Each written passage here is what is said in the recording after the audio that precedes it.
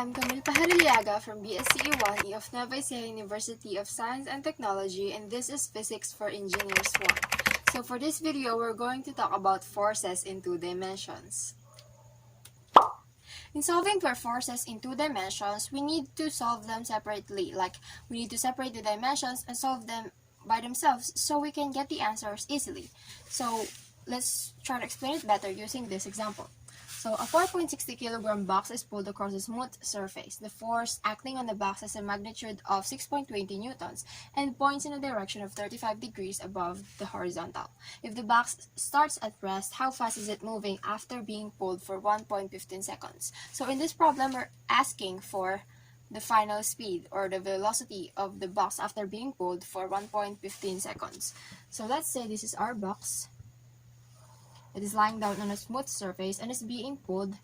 Let's say this is where the rope is connected and in a 35 degrees angle above the ground. So we have a force this way, towards that way. And that is our illustration here. So when we draw a free body diagram, this is our object, and then our force will be in that way, and we will have here an angle of 35 degrees. So let's find our given values. We have here a mass of the box, which is 4.60 kilogram, and then a force of 6.20 newtons and an angle of 35 degrees. There.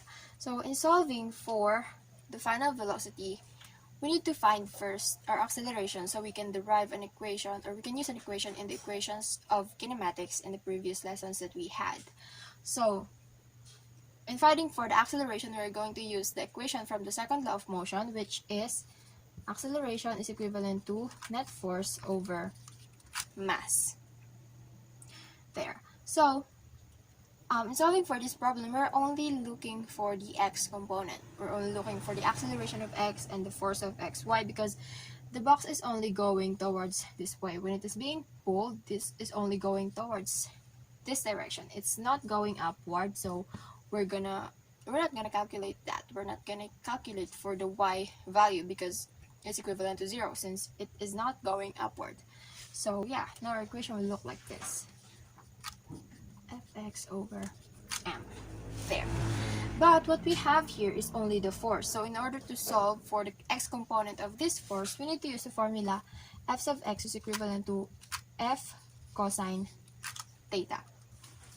So in substituting the values, we have 6.20 newton and then cosine 35 degrees.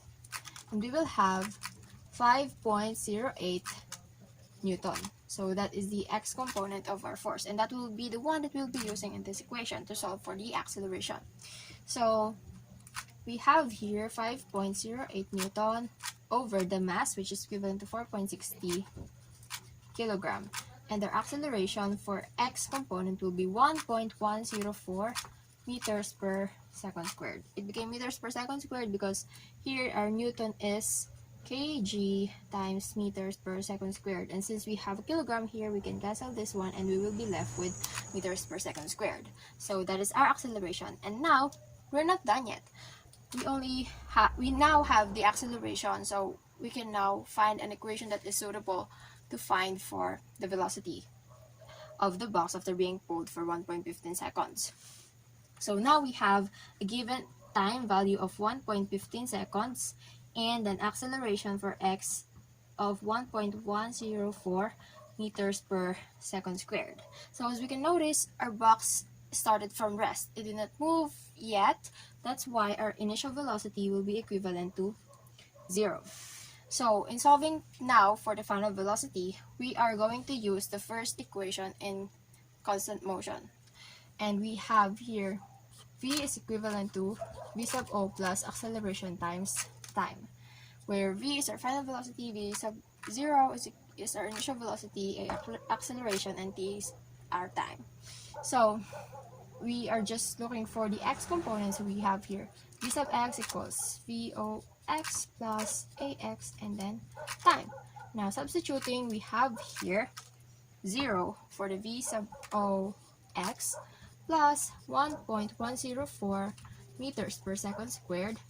And then our time, 1.15 seconds.